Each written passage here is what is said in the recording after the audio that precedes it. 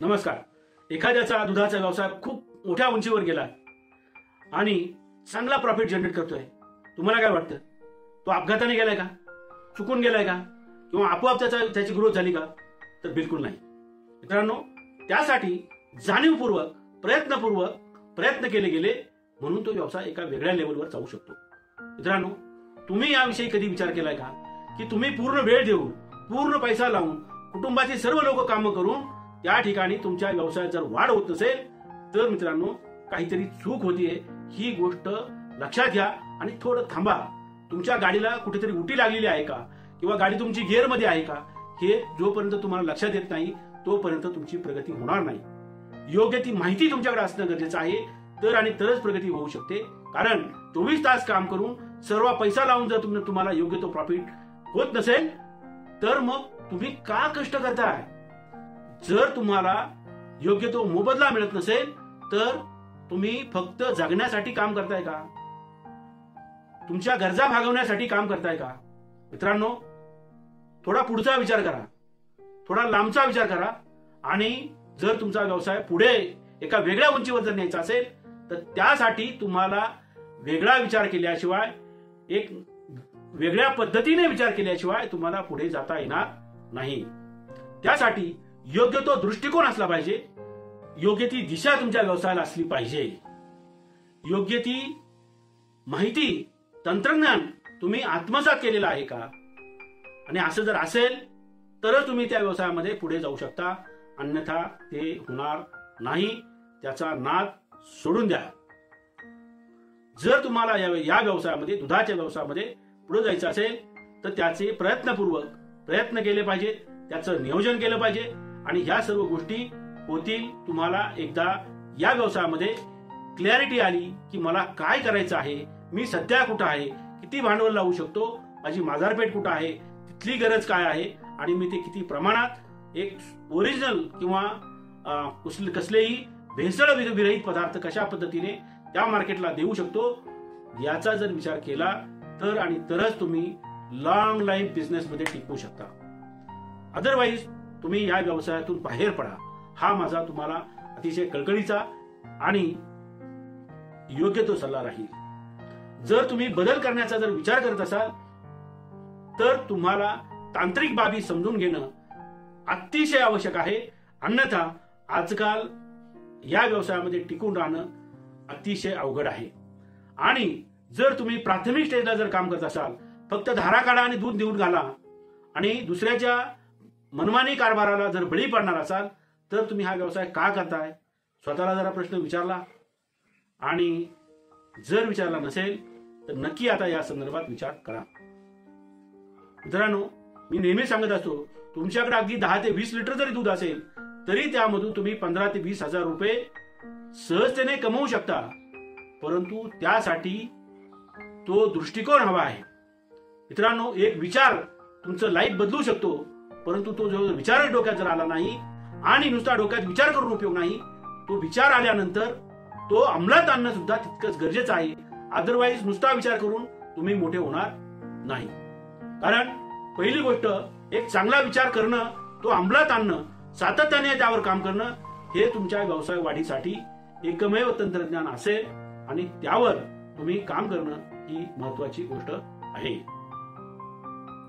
मित्रांनो, स्वप्न त्याला म्हणायचं की ज्यामुळे तुम्हाला झोप येत नाही आणि झोपून उठल्यानंतर तुम्ही स्वप्नांबरोबर स्वप्न पूर्ण करण्यासाठी जागे जर होत असाल तरच तुम्ही काहीतरी इतिहास घडवू शकता, तरच तुम्ही या व्यवसायामध्ये उंच भरारी घेऊ शकता.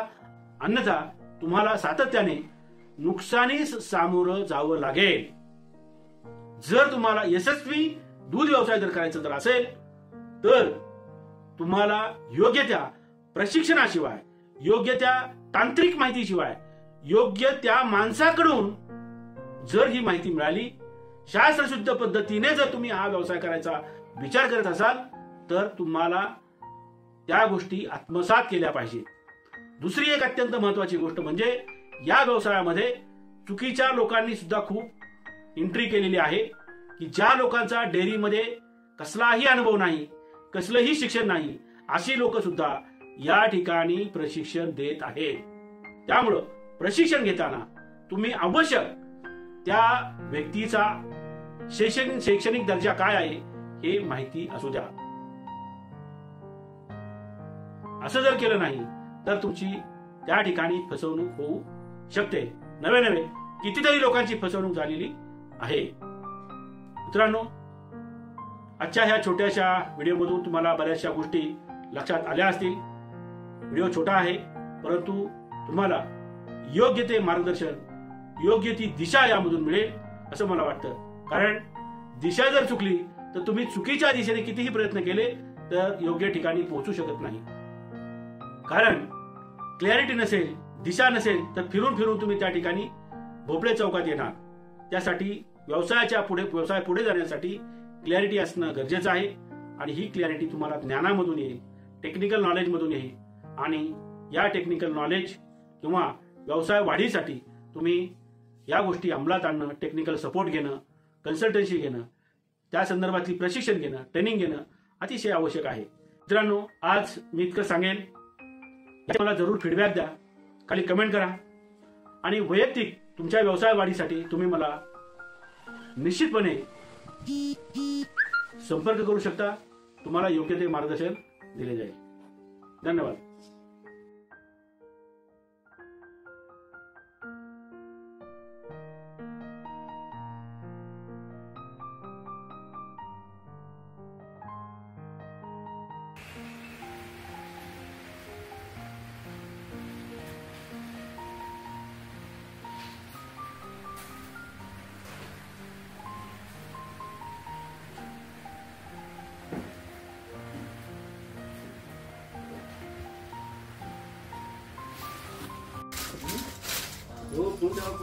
चॉकलेट पेक्षा हे छान लागते. किती वजन केलं?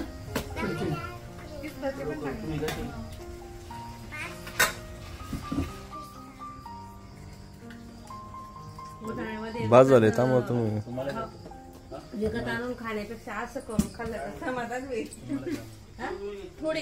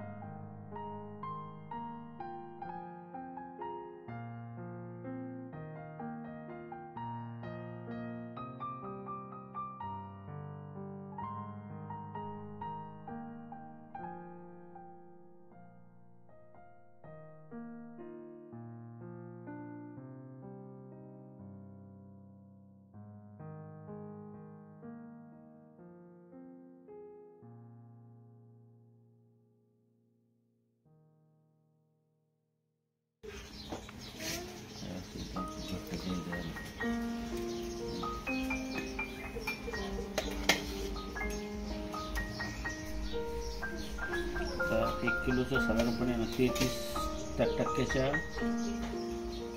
आसपास येईल येतं याचं शक्यच. 1 किलोला साधारणपणे 350च्या आसपास चक्कर निघायला पाहिजे.